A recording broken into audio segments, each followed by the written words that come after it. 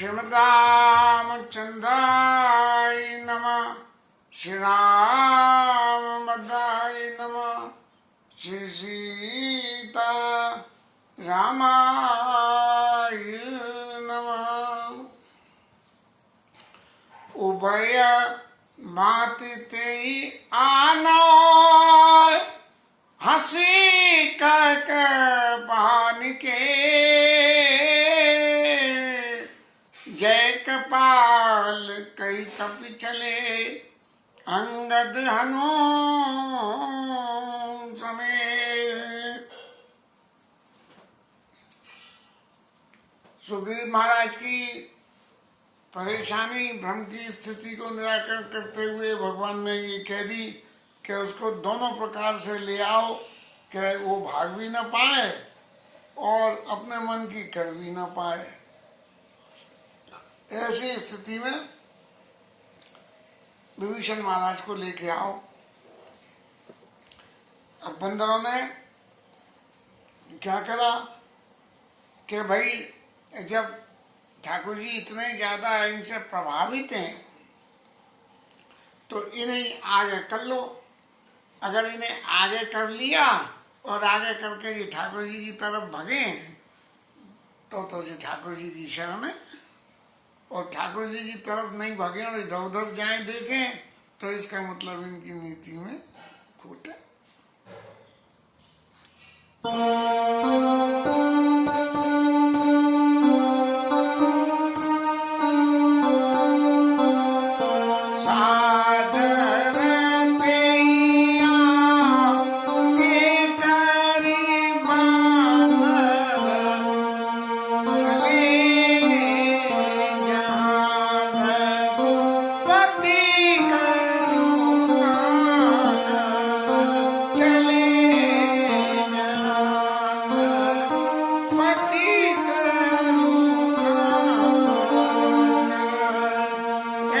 भगवान की तरफ चल दिए और ये मन में हमने अच्छी तरह से विचार कर लिया था नीति में है कि भैया भगवान की तरफ भगेंगे नहीं।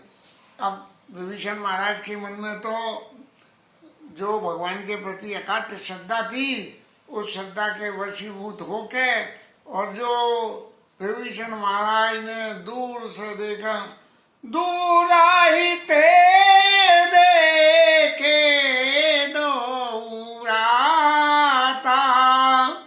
जैसे ही भगवान की छवि दूर से ही निगाह पड़ी। मतलब ये है कि जहां से विभीषण महाराज उतरे और बंदरों ने उनका संग पकड़ा, हनुमान बंदरों ने, और जहां से भगवान राम थे, क्योंकि बंदरों की सेना इतनी ज्यादा थी तो बहुत लंबा फांका होगा, और उस लंबे फांके में आगे करके और पीछे से चारों तरफ से सारे बंदर तो वैसे ही ग्रुप में बैठ जाते हैं और बीच में से रास्ता दे दी, इधर बंदर और पीछे से बंदर और आगे आगे चल रहे हैं।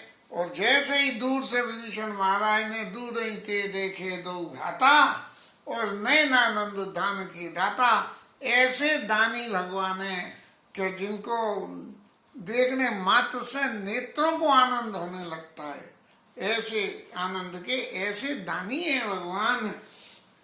बहुरी राम छविदाम बिलो की एक टकराए उठ टूकी पल रो की। और फिर भगवान राम की तरफ देखा और देख के बिल्कुल ऐसी आंखें उनकी स्थिर हो गई कि जैसे आंखें हिलना ही भूल गई हो।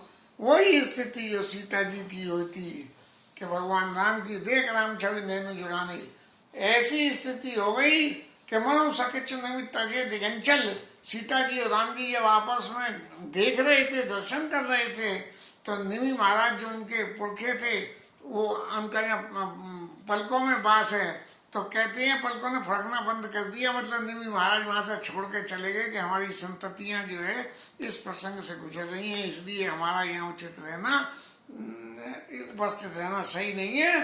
तो ठट्टू की रहे टक पहल रोकी, बिल्कुल टकटकी बांध के ऐसे भगवान राम को देखने लगी। और फिर भगवान की जो छवि का दर्शन करा, तो छवि के दर्शन का वर्णन करते हुए गोस्वामी जी लिख रहे हैं कि विभीषण महाराज ने क्या देखा, भुज प्रलंब, लंबी आजानुलंबित भगवान की बाहें जो है कंधे से लेके या घुटनों तक आती थी, इनको आजानुलंबित। तो भुज प्रलंब कंजार लोचन, कमल के समान कोमल जो है, लाल लाल नेत्र है। और श्यामल गात सुभुज मृदु मोचन, और जो शरीर की जो श्यामता है, वो श्यामता ऐसी शोभा हो रही है। सुभुज मारी स्वभाव के सोच जो थे, उनके मद को मारने से जो भगवान के शरीर में कुछ श्यामता आई होगी, मेरे ख्याल से ऐसा मुझे लगता है। तो श्याम नहीं, गलत कहे, श्यामल गात प्रणत भय मोचन, ऐसा भगवान का श्याम गात, और उसे देख के कि जो आदमी जाके प्रणाम करे उसका जो है सारा भय दूर हो जाए। तो ऐसी लंबी भुजा और कमल के समान कोमल लोचन नेत्र देख के, और सिंह कंध आयत उर सोआ, और सिंह के समान कंधा से शेर बैठता है ना, जो ऐसे भगवान की ये छवि ऐसा, सिंह कंध आयत उर सोआ, आनंद मदन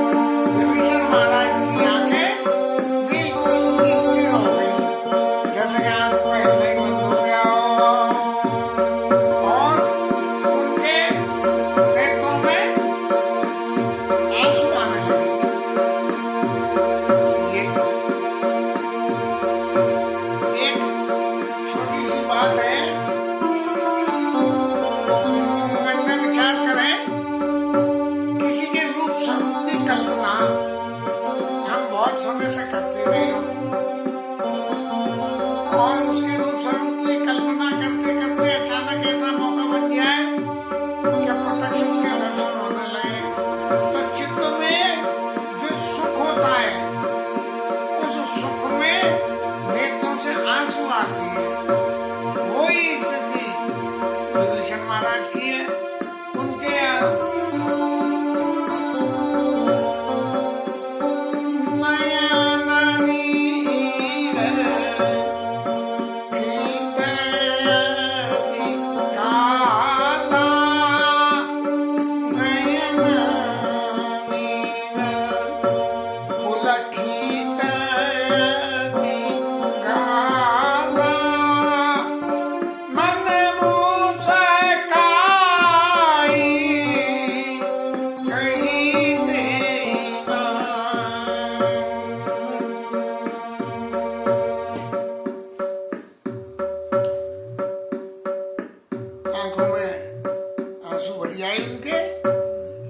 शरीर में पुलकायमान हो गया, क्योंकि कभी तामस तन का जो साधन नहीं, कहते हैं कि मेरे पास तो कोई साधन नहीं है, तामसी शरीर है, और जब ऐसी स्थिति में भगवान के दर्शन करने को मिल जाए तो आंखों से आंसू और शरीर में पुलकायमान हो गया, और फिर मन में बड़ा धीरे धीरे ही धारण करा, और धीरे धारण करके मुस्काते हुए, जो नहीं कि खिसियाते हुए नहीं,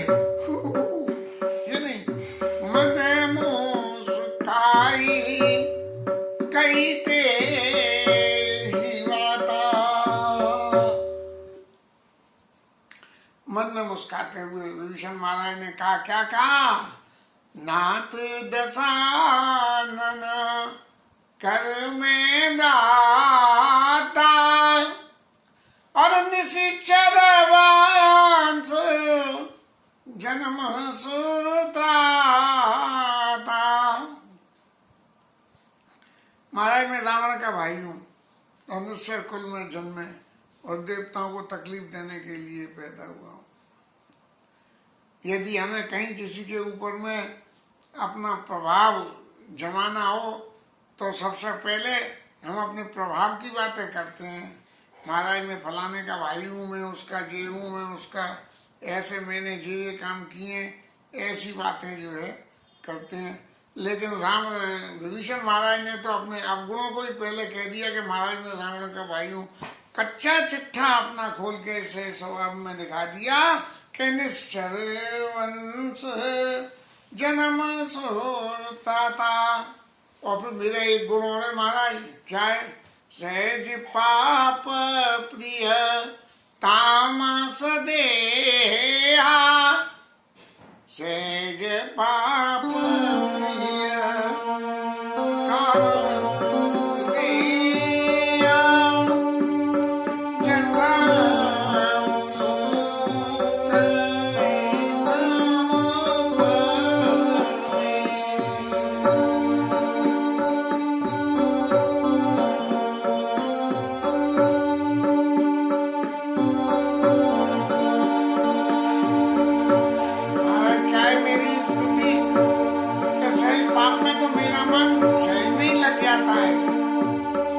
जता स्वभाव है कि खोटी बातों की तरफ मन तो सहज ही चला जाता है।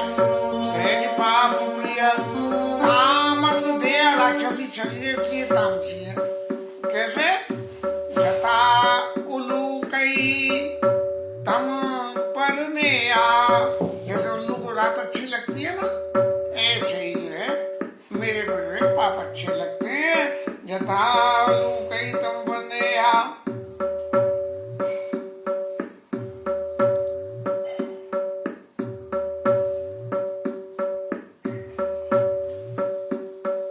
श्रवण सुयश सुनियायऊ प्रभु भंजन भववीर और त्राई त्राई आरती हरण शरण सुखद रघुवीर। महाराज मैं आपके श्रेष्ठ को सुन के आपकी शरण में आया हूँ, श्रवण श्रेष्ठ सुने आया हूँ। प्रभु भंजन भववीर, आप संसार की विपत्तियों का नाश करने वाले हो।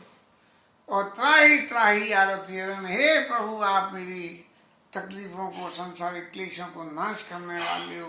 तो मैं आपकी शरण हूँ। शरण सुखद रघुवीर, जो शरण में आ जाता है उसको आप सुख देने वाले हो। ऐसी वंदना करके विभीषण महाराज भगवान के चरणों में लेट गए। अस कही करत दंडवत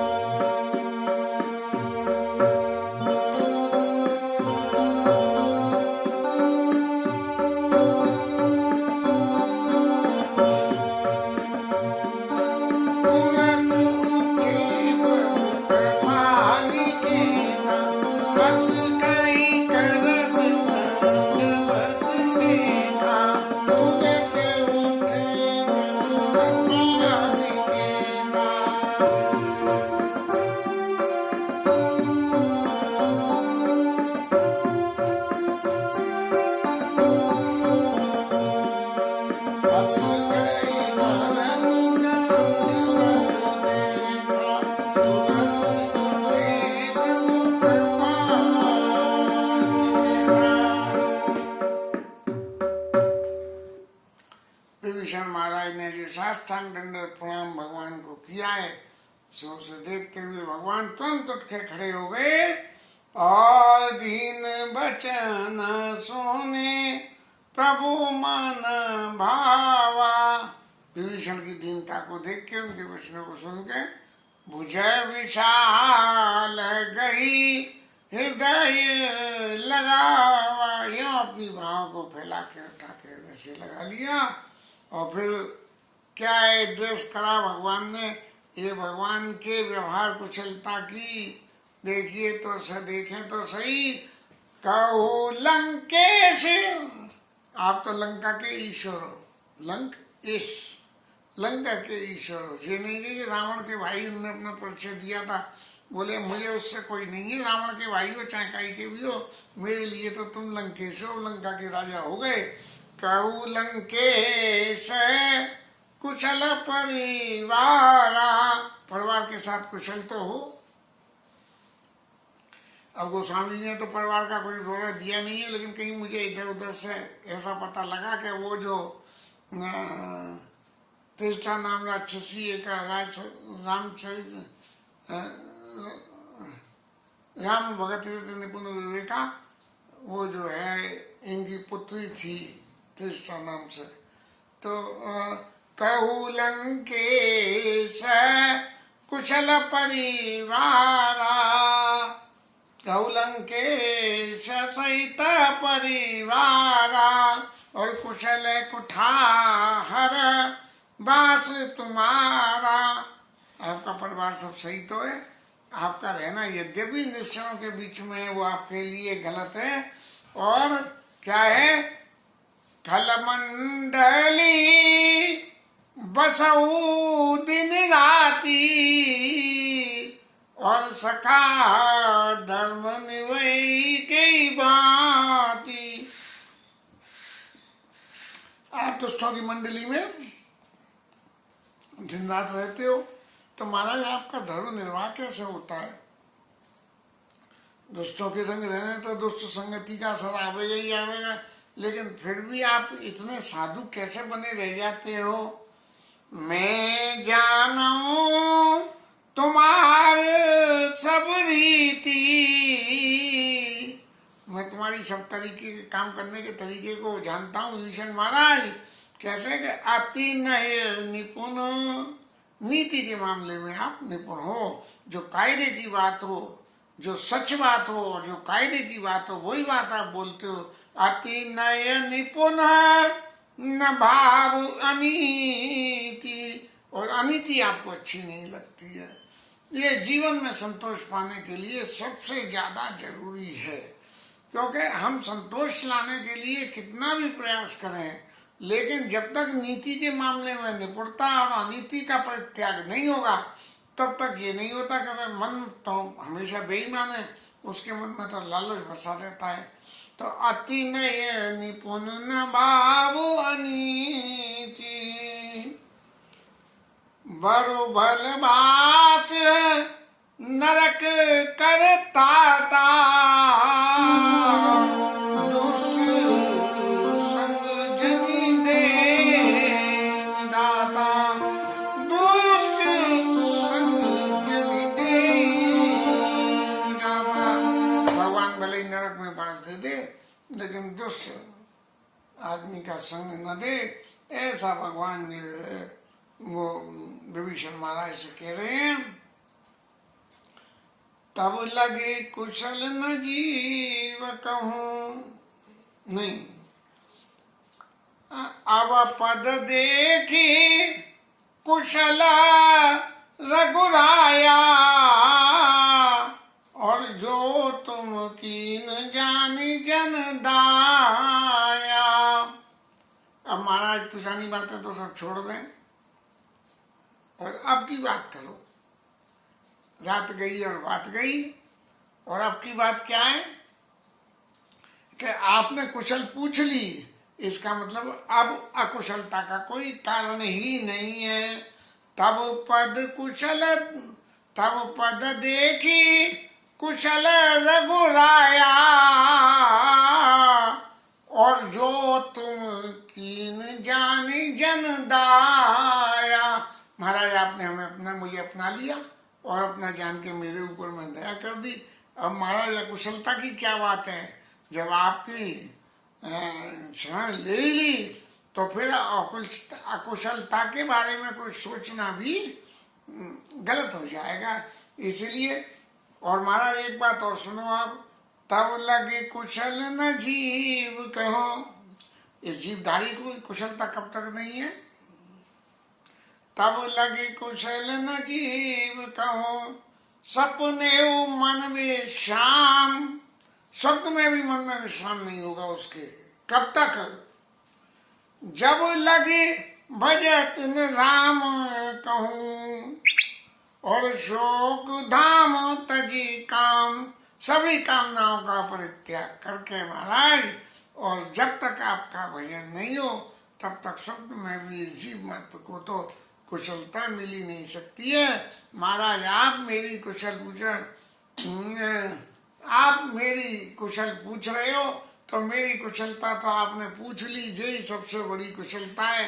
हंसी मजाक में कभी कभी ये होते हैं कि लोग वहाँ कहते हैं कि भाई बड़ी चिंता है, बड़ी चिंता है। तो कभी कभी मैं तो खुद में भी कह देता हूँ, तो हमें तो एक ही बात की चिंता है।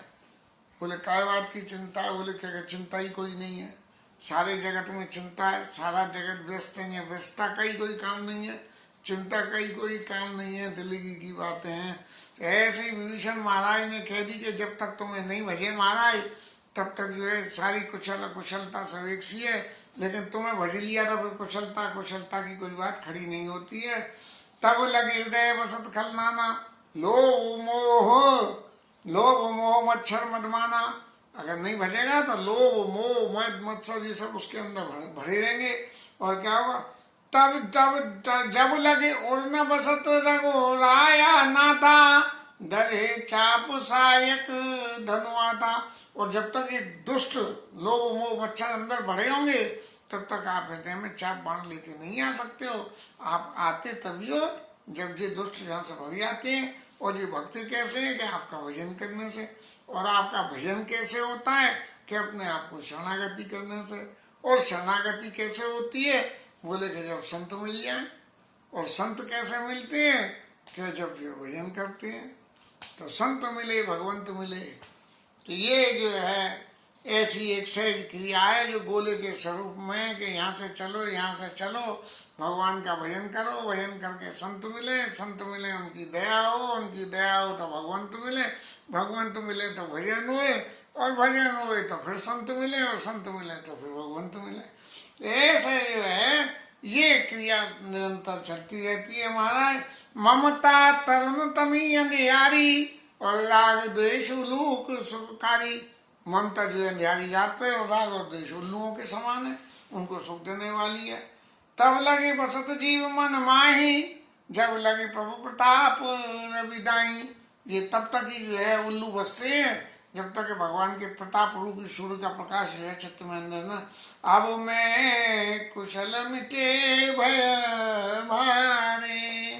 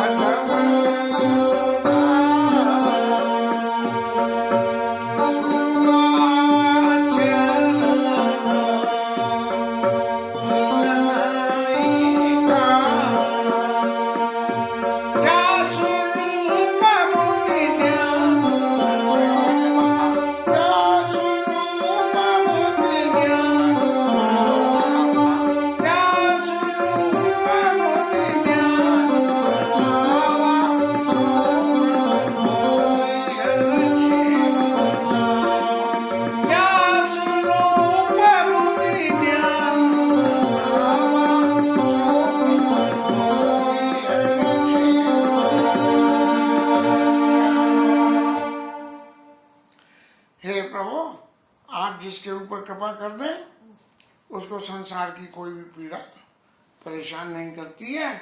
और मैं तो महाराज राक्षस हूँ, अधम हूँ, स्वभाव भी मेरा खोटा है और शुभ आचरण मैंने कभी करे नहीं है, लेकिन फिर भी मेरे भाग्य को तो आप देखिए, जस रूप मुनि ध्यान न पावा।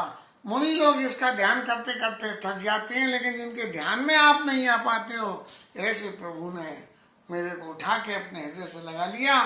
तो मेरे भाग्य की तो बड़ाई और इससे ज्यादा क्या हो सकती है। अहो भाग्य मम अमित अति, राम कृपा सुख पुंज, देखियो नयन विरंच शिव से बिजुगल पद कन्ये। महाराज मैं अपने भाग्य की तो क्या बड़ाई करूं कि मैंने अपने इन लौकिक नेत्रों से ब्रह्मा जी और शंकर जी के द्वारा सेवित आपके इन चरण कमलों के मैंने दर्शन किए हैं। ऐसा कह के विभीषण महाराज की एक ऐसी आत्मसंतुष्टि हो गई और उन्होंने अपने चित्त को शांत रखा। और फिर भगवान राम ने अपने स्वभाव के, विभीषण ने तो अपना स्वभाव कह दिया, अब भगवान राम अपने स्वभाव के बारे में विभीषण जी को बताते हैं, जिसके बारे में कल चर्चा करेंगे। हरि नाम कीर्तन।